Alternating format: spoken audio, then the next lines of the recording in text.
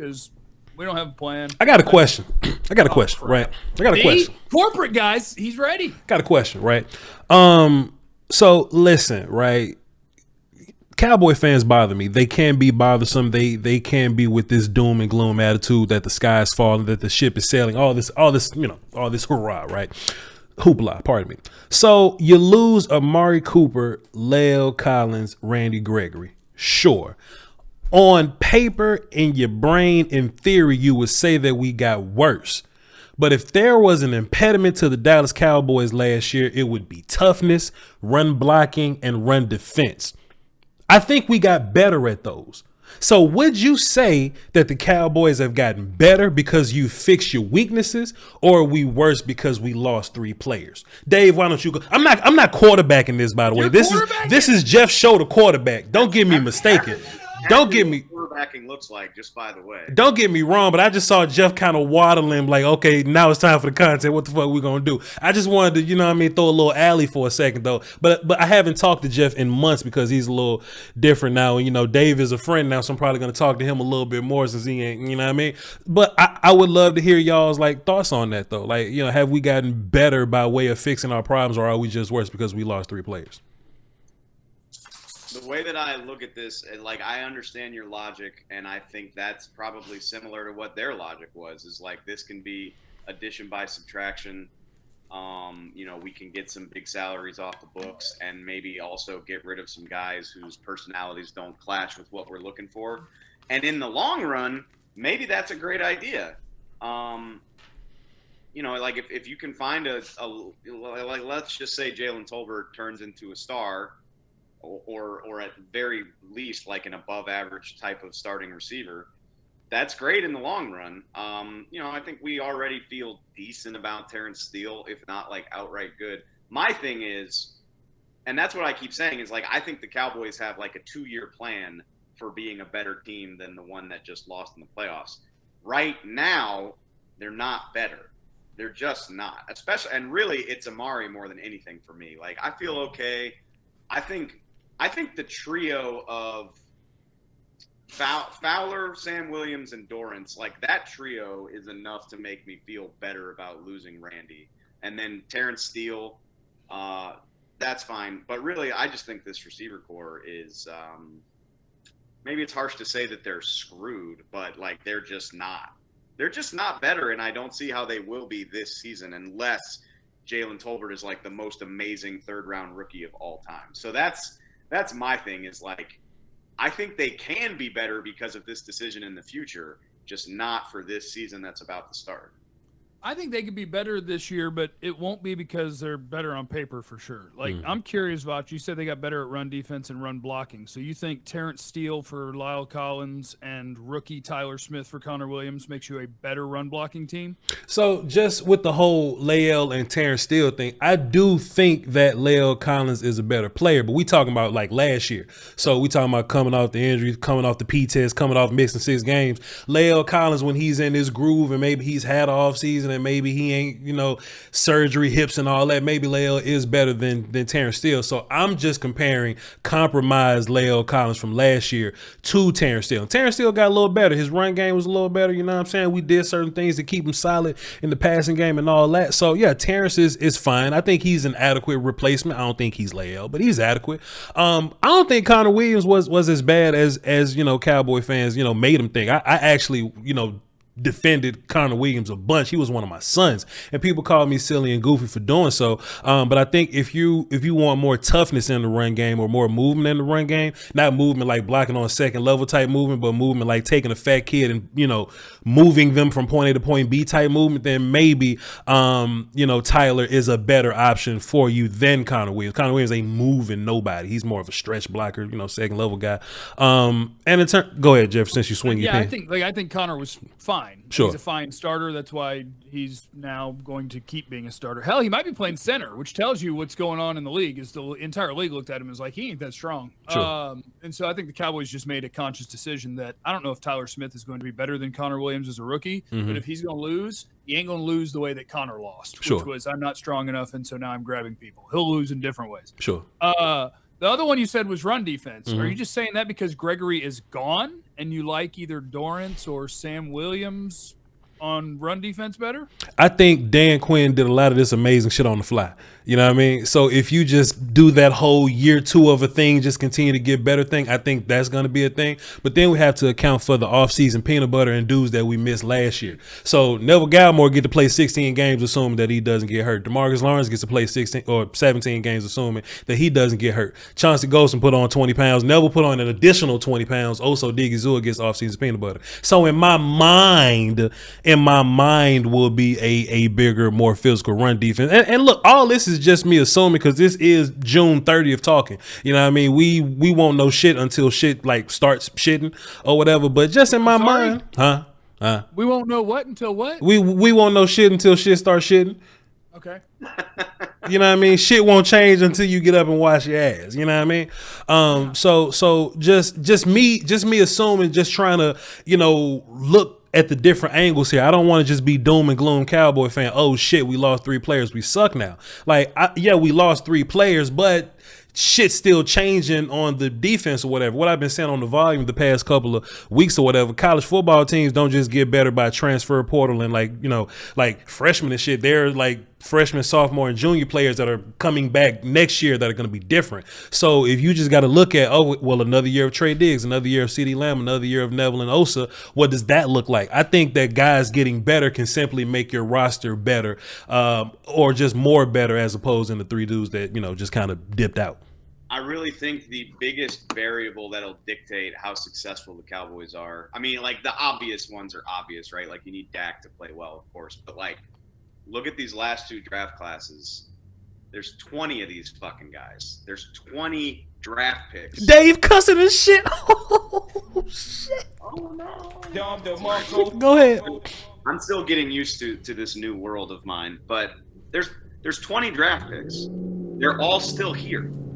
And they need a lot of those guys to either continue to grow or do something. Like, Micah obviously had this amazing year. Needs to do it again.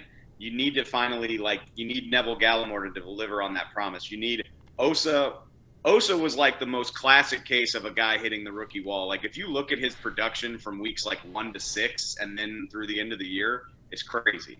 You need him to pick up that ability to sustain that over the course of the year. You need more from Chauncey Golston. And then obviously this year's draft class, it would do wonders for the offensive line if Tyler Smith is good right away. We don't need to get into Kelvin Joseph, but anything you can get from him would be amazing. So that's 20 players. I doubt they'll all be on the team by the end of training camp. Like, some of last year's guys. Poor Simi. Yeah, I mean, Simi's a guy that needs a great camp. How about Gabriel Cox? He told me, I talked to him the last day before minicamp, and he told me he expects to be ready to roll for training camp. Like, they didn't do much with him at OTAs. That was expected. But it's he's a guy that needs to have a great camp. So I'm babbling, but that's 20 dudes. If even half of them pick up the pace, then that could be a big deal. I love the idea of that all those different young guys. Surely some of them are going to get better, but the guys that you named off of the top there, Voch, is Dorrance and Sam Williams going to play better football this year than Randy Gregory did? I think no. Will Terrence Steele play better football than Lyle Collins this year? I think no. Will Tyler Smith play better than Connor Williams did last year? I think maybe. And will Jalen Tolbert / James Washington play better football than Amari Cooper did? No. And so how are you better, or how can you be better, is a combination of what we just talked about with all those young dudes getting better. And number 2 is that the team that scored the most points had the most yards, quarterback threw 37 touchdowns and 10 picks. We all think that offense sucked last year because Dak was never the same after the first 6 weeks. You get Dak back. You get the good version of Dak back. Good calf. If you're going to get better than you were last year, it'll be because of Dakota. So just a follow-up question on something you said, though, Jeff, right? Just for, both of y'all. How much do we need from Fowler and Dorrance and Sam and whoever the fuck? How much do we need from them to replace what we got from Sam, Billy D, Williams, Jefferson, whatever his name is. What do we need from those guys to be what Randy Gregory was? Because I asked this last week on the volume at 3 p.m. Central.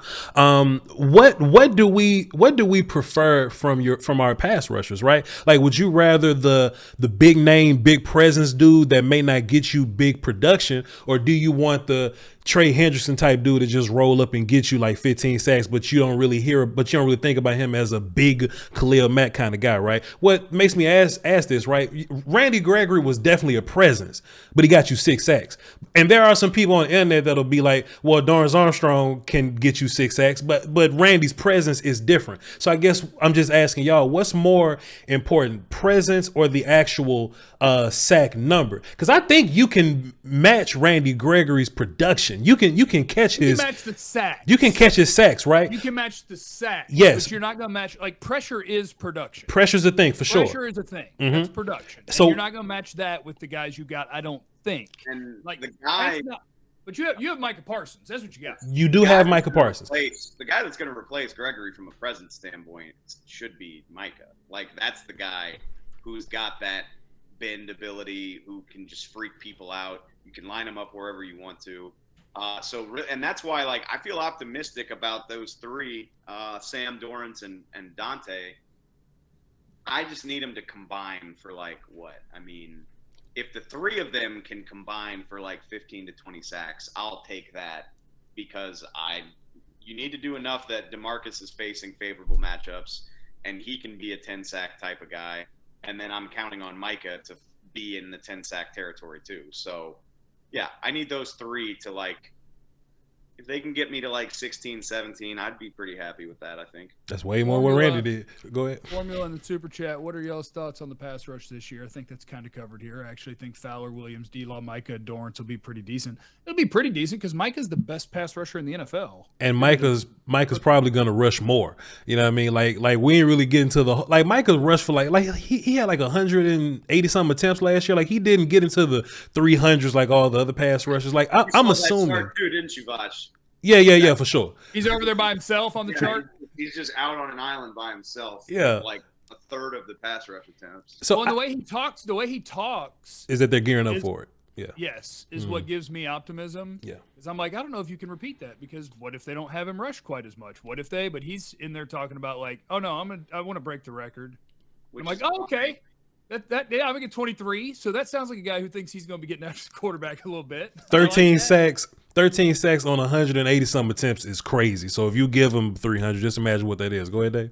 No, just that, like what I was saying earlier, that's why you need Gabriel Cox to show up to camp and look like a starter. Yes. Because if Mike is going to rush more, then you've got Leighton and Gabriel Cox, who we feel good about, but we've barely seen play, and like not a whole lot else. So Gabriel Cox looking like a player would go a long way toward me being like, yeah, just throw Micah at the line of scrimmage. I don't give a damn about him playing linebacker. Next. We get to week 3 of training camp. Who are the 3 starting corners? Anthony Brown, Jordan Lewis, and Trey Diggs. Yeah, like we do this every year where people think that like this. But it's a second round pick. Like, Kelvin was picked right around where Trayvon Diggs was picked. Shit. They want him to start. Shit. But I mean, so that would take Brown to either roll over or just not be it. Brown would then step inside and take Jordan Lewis's job, like he did 4 years in a row when they competed for the same, or 3 years in a row when they competed for the same job. So that's the one thing I wonder about. I know it's weird because how often do you cover a guy that, like, what's the team thinking? Hey, you were hanging out in a car where somebody murdered a guy. Does that, I don't know, does that matter? Or do you get to camp and it's like, guys, it's our second round pick, put him in? I don't know. I'm gonna go ahead and assume. I think AB is a better player until proven otherwise. I mean, didn't see a whole lot from Kelvin last year, and that wasn't all his fault. But he certainly wasn't ready to come in right away, and I didn't see anything in OTAs. And yeah, like I don't know how much the murder investigation, however you want to classify that, I don't know how much it has an effect, especially once you get to training camp and no discipline has been handed down or like anything like that. But I think AB is a better player. If one of you guys' friend killed somebody and you were in the car, would you tell on them, or would you wait until photos came out and they were like, "Hey, we need to talk to Voch. We need to talk to Helman. Like your picture's right here." If I answer the question now, they'll probably use it in a court of law. So I I mean, was gonna say you're not getting me to say that on the record. not That gonna- depends completely on like which one of my friends is in trouble. Probably It's like, me. If it's you, I'm selling you. You down the definitely killed the motherfucker. You did. I'm telling on your ass. You definitely did it. It's me. William, thank you for the super chat. Appreciate it, Will. you. Yeah, I'd probably snitch. I'd snitch. I ain't going to jail for anybody, man. I am not going to jail for somebody else. I'm sorry. Yeah, I mean, you shouldn't have killed anybody while I was hanging out with you. That's kind of Yes. That's kind of your fault. Send in questions because now I'm gonna kick my feet up. I'm kind of chilling. That's what I was trying to do earlier, man. But you know, No, yeah, you guys Jeff started. got That was it. a great job, bud. Jeff got it. All right. No, it was a great job. You did a wonderful job. Does Kelvin want to be a starter? I think he might. Sure. Zeke got 6 games for doing nothing. If this man ain't suspended, it's going to be nuts. Oh, Dave, the pass rush thing. I never asked you about this the last time we were talking because I don't know this. Are they lining up on sides in like OTAs and minicamp? Because like Tank is the starting left end. Right end, I'm like, it'll be Dorrance or Sam Williams or Fowler, but like who else is hanging out on the left? Yeah, it's Basham, maybe. Yeah, I mean, I forgot he existed. Dorrance has done a little bit of both. Like Dorrance flips and flops. I would like you. I saw him on both sides. Sam predominantly was on the right, which makes sense. Like you probably just want your rookie to focus on just get the quarterback. Although it did seem like Sam just kind of moved around a little bit. Like he's not Micah Parsons, but I could imagine Quinn using Sam Williams like wherever he thinks the weak spot is, and even if that's like technically inside or whatever, you know, like this stuff is so fluid these days. I'm trying to think what else. Fowler predominantly played right from what I remember. Yeah, I mean, I think other than Tank, Dorrance was like the main guy that I saw over on the left side when Tank wasn't in. Formula is just throwing money at this thing. Thank you, Formula. He said I'm throwing some cash at TJ. That'd be Tiny Jim, which means that I have to now Venmo Dave. Because if you don't earmark it for Dave, I'm not giving it to Dave. I wouldn't expect anything less. I just want you guys to know that. For the record, I am again in between jobs. Like as we get closer to the season, I will buy a damn mic and I'll probably need to buy a Wi-Fi booster. I get it. Okay. Dave, get them to buy it for you, sir. That's what you got to do. Like we do. Like we do here at the Volume. You know what I'm saying? You got to get them to buy it. Formula wants to know thoughts on 3-tech and 1-tech defensive tackles this year. Will Tristan Hill be back next year? Mr. King, what up? Yeah, Tristan probably get cut expeditiously. Tristan would have to have a hell of a camp to not get cut, in my personal opinion. I think they like Ridgeway. I think Bo maybe on the block too. Carlos played well last year, so I mean he's putting up a fight. I think 3-tech is interesting because Chauncey put on 20 pounds, so I don't know what his role is going to be because Dan Quinn he kind of got this plan with everybody, so I don't know if he's going to be like a big 4-eye kind of dude that plays 3-tech sometimes, or is he going to be a 3-tech dude or anything like that. But I'm looking for Osa to be like 3-tech guy, and since Neville put on an additional 10 pounds of off-season peanut butter, put his ass at 1-tech. That's just what makes sense to me. I think that's what's going to happen too. And I guess part of my reasoning is just because I think those are your two best defensive tackles. True. And there's no reason to have like, no, our 1 technique needs to be 10 more pounds. And so we're going to put this guy in. I think if I had to pick right this second, I think Neville Gallimore is probably the best defensive tackle. And I hope that Osa is going to make a run at that. And then behind them, I think their defensive tackles are blood. Just like, yeah, we got some guys. I think they're very long on potential and very short on any kind of proven ability. Because even Neville missed most of last season. Again, Osa started strong, didn't, he just kind of faded down the stretch. I just like to play the game of like, who do I 100% believe will be here in September? And for me, I'm not worried about where they play or where they came from, but like I'm 100% confident Osa, Neville, Ridgeway. I'm 100% confident. Ridgeway? Yes. Go find the last rookie they cut that. Like, they don't cut 5th round picks as rookies. I guess to me 5 is kind of the border line. They do not like cutting rookies. They very rarely do it. So yes, I think Ridgeway is here. Osa, Neville. I think Watkins is here. I thought he was a very underrated piece of that defense last year. And again, there's not a whole lot of proven ability along with him. Ohana? I don't think that's a given.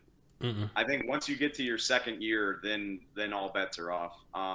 They're like, no, we wanted to get the new one of you.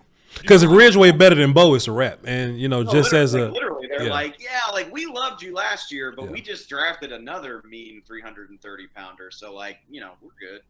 I guess if you want to throw Chauncey into that mix, then I think Chauncey will be here as well. So then, Tristan Hill, Bohanna. Am I forgetting anybody? I mean, those are the two that I look at where I'm like, I don't know. If you were in charge, this is Uppercut Cannon in the super chat. And Raymond on Facebook, how do I find your show, Jeff? Well, you obviously found it. YouTube.com/Jeff Cavanagh, though. Oh, and I'm going to drop the link here in the comments for that is Dave Helman's YouTube channel that's going to get started. Hey! He's going to let me, for sharing these links, he's going to let me sleep on the floor in Oxnard. I don't have any money. If you were in charge to sign one veteran free agent before the season started, who would it be? I need to look this up real quick. Is Will Fuller healthy, or is he not ready to start the season? I don't know. I don't know. I know he's had issues in the past. I don't know his. Okay, well, my just random one is if he's healthy, give me Will Fuller, because the wide receiver group, like if Michael Gallup starts on PUP and you're going to go 6 weeks of CD and Jalen Tolbert and James Washington, I don't love that. I don't love that at all. I would love to grab a veteran wide receiver that I think is better than at least one of them. And plus, it's not like, even with the 3, how many snaps as Amari Cooper was he last year off the field, even when he was playing? 30% of the time? I need more receivers. I'll take Will Fuller. I think it's Go ahead. Sorry, Bob. Sorry. I think it's borderline nuts that they feel okay about the receiver spot right now. When Gallup's back, cool. Gallup very likely isn't going to be ready for the season. You're probably gonna, and of course we could always be wrong. Maybe he just rehabs like a badass and he's ready. But I'm counting on Mike missing 2 to 4 games probably. And so the fact that they haven't already done something is nuts to me. I would get somebody in here. So when Tyron gets hurt, what we doing? We gonna roll out another one. We gonna roll out. We gonna roll out with Lesko, or we gonna try to find one of these old men to. Yeah, you might roll out. You honestly, even as a rookie, it's a lot to be on his plate. But you might just slide Tyler Smith, and now Connor McGovern's playing left guard. I kind of just want Tyler Smith playing guard forever. I only I've seen the film, and apparently we just do magical shit to people that just fix technique in 5 days or whatever. Well, but here's the other thing, because Sure. you mentioned it, where moving him to guard in theory is going to help Tyler Smith, right? Yes. Because now you're in less space. But I love the point that I think Dane was the first one I saw phrase it this way, but it's sure, you move him to guard and suddenly you're in more of a phone booth, but it also happens quicker now. Yes. Everything happens quicker. Yes. You are right here with this guy. If your technique isn't really, really good, to think that going to guard is just going to fix a guy, I think is crazy. So, I'm glad that the early reports from people who have actually been out there watching him is that Tyler Smith looks good, but let's see when they're in pads in camp, and let's see when they're going at it play after play after play, how quickly you can kind of fix an offensive lineman who had technique issues.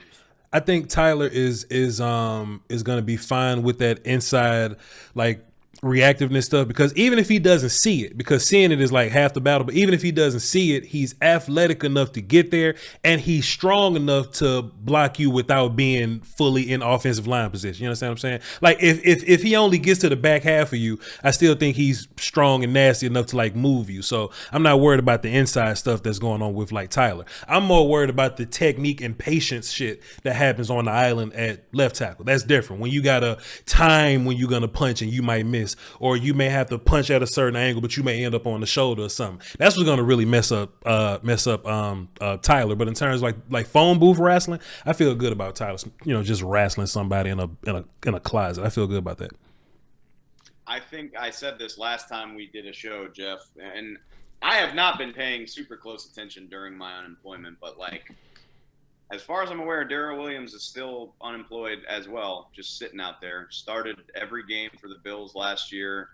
He's got 90 career starts. I mean, there are better options at tackle available than what is on the Cowboys depth chart right now. And I, again, think it's pretty crazy that they're just like, Josh Ball and Matt Waletzko can probably do it. Aaron Emerson in the super chat. What Philly talking about? This Damn. is the dream team. I think Jaron Kearse will be a legit Pro Bowler this year. That diving pick he made on the sideline last year displayed his playmaking ability. Could he be elite this year? It sounds like a crazy question because I love that Jaron Kearse turned into such a player. I don't think I've had worse notes on a prospect coming into the league than I did on Jaron Kearse. You wasn't wrong. History. You wasn't wrong. I was like, man, this guy doesn't even look like he enjoys playing the sport. You wasn't wrong. But then he made a career as a special teamer, and his first real opportunity to be a starter, he was a tight end blanket, a hell of a run defender, just a really, really good player. Jaron Kearse, I think after the year he just had, if he has another good year, I think he will be a Pro Bowler. Because I think the league knows that he was really good last year. It just kind of came out of nowhere. And so you do it again, unless they just pick all free safety and half field safeties for Pro Bowl, but like what he did on tight ends and what he did in the run game and even rushing the passer, Jaron Kearse is a baller. He was definitely a Pro Bowler last year. He was better than Jamal Adams last year. That ain't just me being homerish. Like, you can look up the numbers. He was better than these people. It's just that he's Jaron Kearse. His name just doesn't come with, notoriety or whatever. But yeah, I expect Jaron to have another year in the system. Hopefully he's green dot guy and Micah doesn't have to think about much, and we'll just keep this thing going, keep the continuity of this thing going. One thing I will say though, Jeff, is you can't keep beating yourself up for these ragged ass fans that's talking about some Jeff, you was wrong about Jaron Kearse. You was wrong about Micah Parsons. You can't be responsible for what happened. Oh, no, I was laughing at myself. Jeff, don't worry about it. Jeff, don't worry about it. You can't be responsible. You can't be responsible for what happens once they get to the league. You wasn't wrong about Jaron because I saw the same shit on film, but he changed. He got different. Tyler Smith, he technique terrible, hands in the wrong place. I don't think he's a first round pick. They fix his hands. All of a sudden, you wrong? Nah, they fixed his hands. Like you can't be held accountable for that. So yeah, Voch, are you really doing Muay Thai? That's from Alex, or do you just have a Muay Thai shirt? I've been doing Muay Thai since February, and I lost 30 pounds, and my kicks are my kicks on my right side are incredible, but my left are shit. So yes, sir, I really do Muay Thai. Let's go, my dude. That's awesome. So why cop? KD is here. KD is here. This great KD Drummond. Make sure you're checking him out. Catch This Fade podcast. Shouts out to KD. About the Cowboys on the Cowboys Wire. We're still evaluating this team's roster shortcomings, which they rarely have any this glaring without addressing the elephant in the room. They likely aren't trying to win. Okay, they're trying to win. We're just terrified that they're not doing the smartest things to win.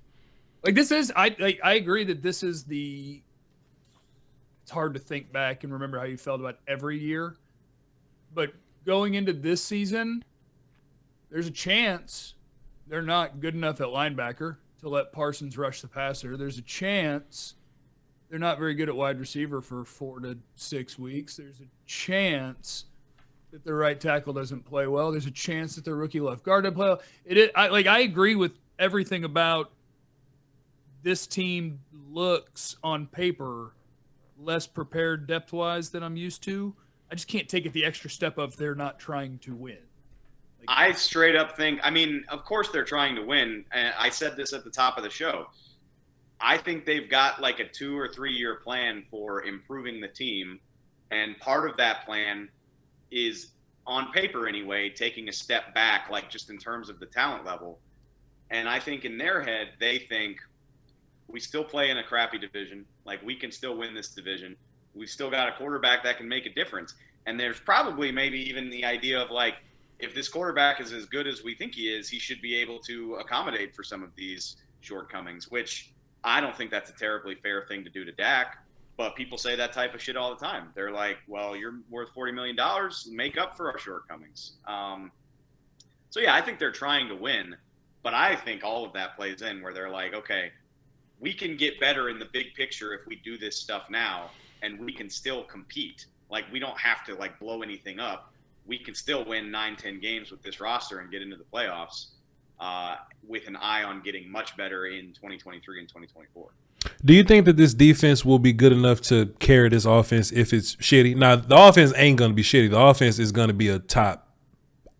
Losing Cooper doesn't push you out of the top 10, in my opinion. You know what I'm saying? I like, mean, they were number one. That's what I'm saying. So losing Cooper, we act like they sucked. They were number one. Right. So losing Cooper would probably make you what, like a top 6 or something. So with a top 6 offense, and like I said, your defense is gonna continue to get better. In my personal opinion, I just think one more year of Dan Quinn just doing that magical shit that he does would just bump this defense up to maybe a 10th, 9th ranked defense. I think that's enough. I think that's good. I think that'll get you.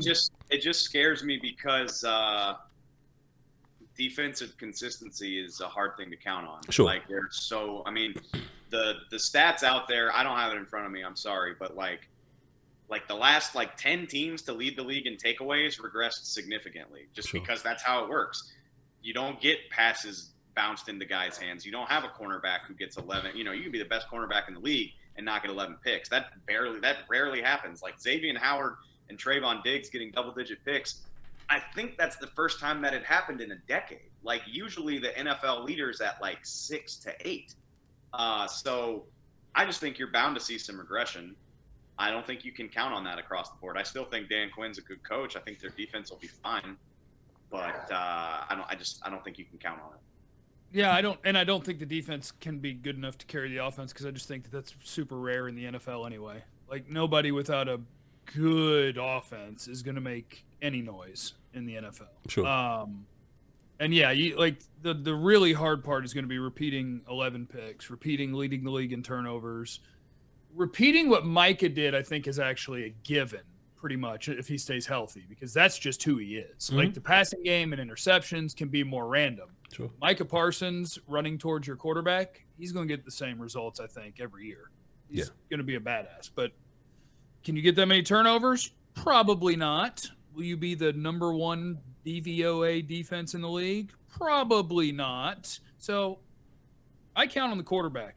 Quarterback's going to be better, but that's where the front office, like, I'm the most lenient on the Cowboys front office guy ever. Me too. Because, like, I look at it and I'm like, man, year after year they field a competitive team. Outside of quarterbacks getting hurt, they've missed the playoffs like once in the last 8 to 10 years. Yeah. But this time they did, because they didn't want that person on their team. They got worse at right tackle and worse at receiver on purpose, just because they didn't want those guys on their team. So they're setting themselves up to where if Dak can't make it work with what they're giving him at wide receiver and what they're giving him on the offensive line, then even people like me who say that this front office does a pretty good job, it'll be time to tee off.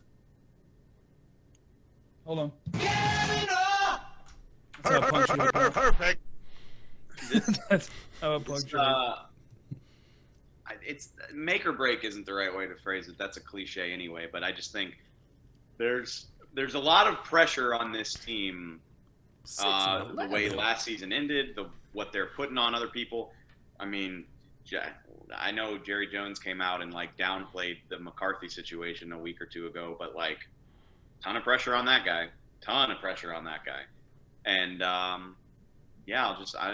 think it'll be interesting to see. I just think this season has some disaster potential, or maybe you could really see some guys rise to that pressure and really surprise a lot of people, myself included. The NFC East kind of makes you disaster proof, though, unless here's the thing: is maybe it's possible the Eagles are going to be good. If Jalen Hurts is a good NFL quarterback, the Eagles could win the East. If Carson Wentz is capable, Washington could be decent to good. Like, the way their defense played last year so terribly, they shouldn't do that again. And they've got weapons, and they can block. If Carson Wentz is worth a crap. Carson Wentz quietly had a pretty solid season for Indy. It blew up at the end of the year. I get it, but it's weird because he had a good statistical. If you look at the statistical, just here's his yards and completion percentage, and all that, it's that's pretty darn good. But I feel like he was very Jimmy G-ish, where they were like, yeah, he's decent until you ask him to do something, and then he's good for 2 or 3 brain farts a game too. Like, don't get me wrong. Like, I don't think Carson Wentz is very good, but I think there's enough talent there that if he can, kind of like Jameis Winston, it's like if you can just avoid your worst instincts, you should they should be pretty decent, I think. And then keep in mind, the whole NFC East gets to play the AFC South, which is like 3 gimme wins, or should be. And then they all get to play easier games in the NFC. You know, the Cowboys have the Packers and the Bucks and the Rams, and somebody like Philly and Washington gets the way easier versions of those games. So I think the Cowboys are the team to beat in the East, but I don't think the gap is all that wide right now. TC in the super chat. Dave, any word on Cox being ready to go week 1? Gabriel Cox. You said he sounded like he'll be ready for camp, right? I talked to him. I spoke with him on the last day of minicamp, and I don't want to like put words in his mouth. Like, I don't know if he's going to be ready for day 1 of camp. Like, I think they'll probably try to ease him in the way they did with Blake Jarwin last year. But yes, I absolutely expect him to be ready to go at camp at some point. Landlord from Alabama, super chat. What up, landlord? Okay. All we have to do is be more balanced. If the wide receiver is not as good as we hope, and the D will be better in year 2 under Dan Quinn. Muscle emoji, 100 emoji. Voch, is there anywhere else you would like to go before I just hit the end button? Shit, hey man. Content creators, baby, you stop whenever you want. Follow me on Voch Lombardi on YouTube, and I go live Monday through Friday on The Volume at 3 p.m. Central. That's The Volume on YouTube. Like, turn up the volume on the fucking remote volume. That's Colin Cowherd Network. We doing good things over there. Shouts out to you. Appreciate you. And there's Havid Delman. Is there anything you'd like to say here? I'm gonna put your link in the chat again. We need to get people to subscribe to Havid Delman's YouTube. I'll do it. Just for the person who kept asking. I saw it. Rico Dowdle, he was out at minicamp. He didn't do it. Like, he's still rehabbing. Like, he did not practice in the offseason program that I remember.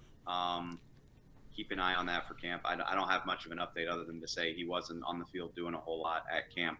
But it's easy to forget with Zeke and Tony being as good as they are. Like, I don't know. Yeah, I don't know what the situation is at the back end of the depth chart. Like, Dowdle and Jaquan Hardy was out with an injury for most of OTAs too. So, like, I have no clue who the third running back will be right now. I hope Dowdle's ready for camp because I do think he's good.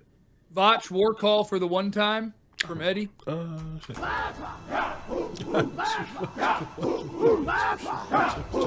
Salute, my guy. Appreciate it. David, are you going to release a video? My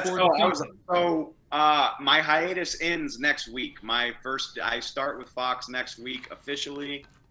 So I will hopefully have a lot of information soon about what that's going to look like. But I will be back. On the grind before you know it. Don't even worry. Why do they hire us in the off season when we ain't got shit to talk about? Like, at least wait till some content get going, man. We just gonna be mailbagging the shit out y'all, man. We ain't gonna say y'all. You don't like money?